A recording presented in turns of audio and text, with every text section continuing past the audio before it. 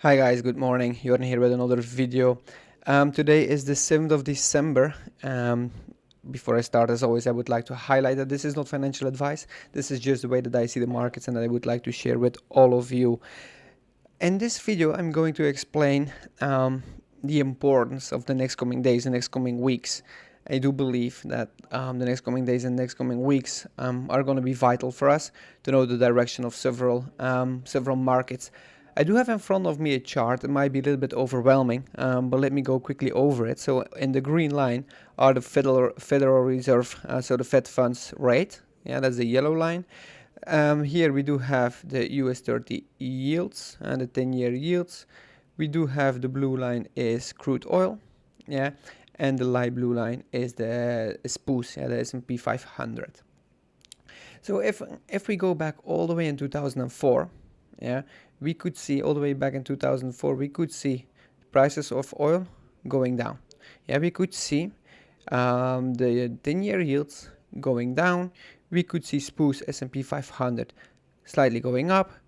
Fed funds were quite flat, and it's exactly, if we look at it where we are at the moment, it's kind of the same. You know, we are still very bullish on S&P, even though we had a spike down. We are kind of recovering now, so we are still bullish.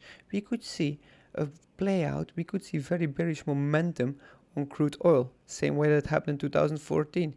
We can see lower yields, and that's why we entered the USD GPY trade 2 weeks ago and into last week as well. And we were selling USD GPY because of this move here, and the Fed funds rates are very low.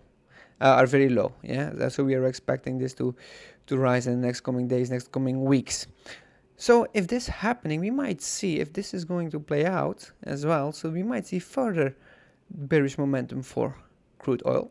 Yeah, we might see further bullish momentum for S&P 500, and we might see further bearishness on yields, which we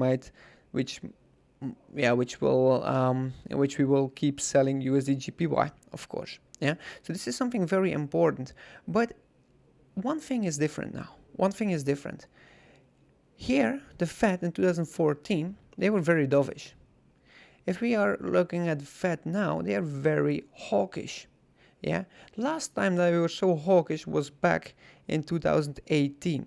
Yeah, back in 2018, and look, this move might not be as significant on the chart, but this is a very significant move. Yeah, the S&P SPOOS went from 2,900 all the way down to 2,400. Yeah, this was a huge downside move, and this was all because of the hawkishness of the Federal Reserve. Yeah, so that's something that we have to be very mindful of, because now, if we are looking at the Fed, they're very aggressive, very aggressive regarding tapering. And as I said before, in 2008, we could see that move was happening as well. Yeah, they were also very hawkish. So this is the move that happened.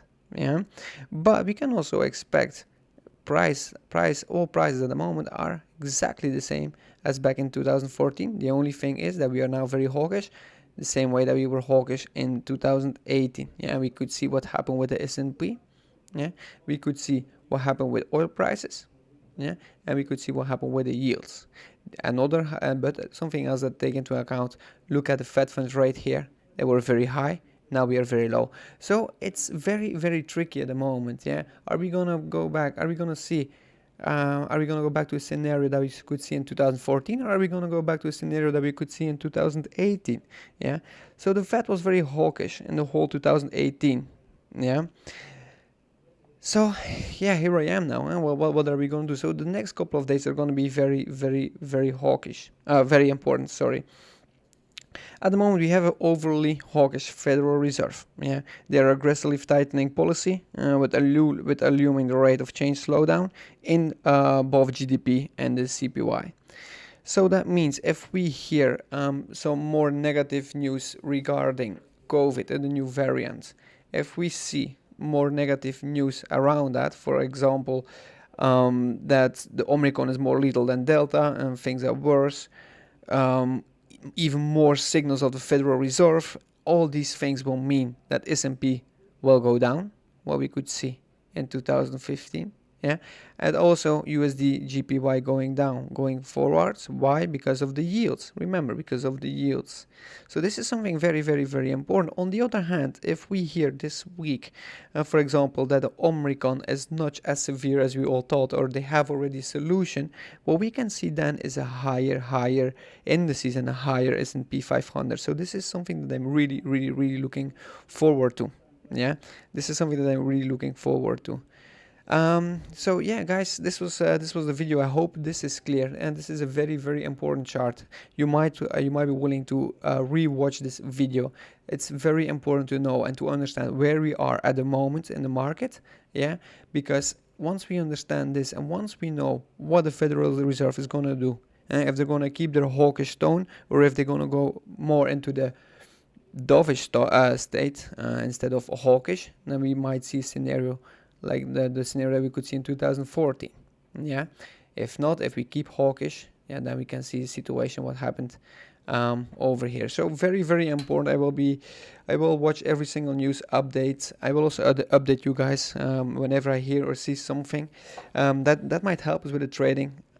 So yeah, this was it. There was a short video, a little bit on fundamentals. I hope this is clear. So if you do have any questions, please reach out to me in the Discord. I will be more than happy to answer all the questions. Okay, guys, this is it. Have a good one. Bye bye.